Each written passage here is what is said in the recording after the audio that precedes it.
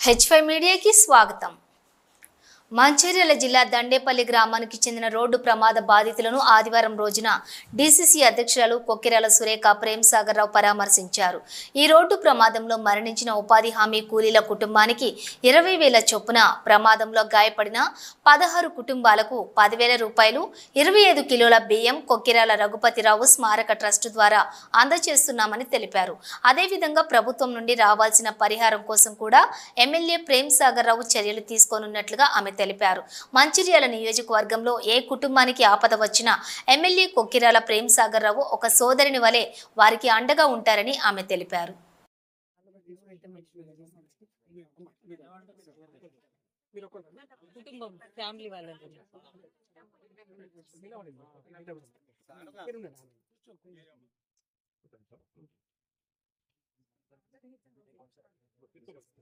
అమ్మ ఎలక్షన్స్ కి ముందు ప్రతి మీటింగ్ లో కూడా ప్రేమ్సాగర్రావు గారు చెప్పిండ్రు, మీకు ఏదైనా కష్టం వచ్చినప్పుడు ఒక అన్నలాగా నేను మిమ్మల్ని ఆదుకుంటా అని చెప్పేసి ప్రతిసారి చెప్పిండ్రు. ప్రభుత్వం నుండి వస్తుందో ఆ ఆర్థిక సహాయం కూడా మీ అందరి కోసం తీసుకొని రావాలి అని చెప్పి దానికోసం ప్రయత్నం చేస్తున్నారు.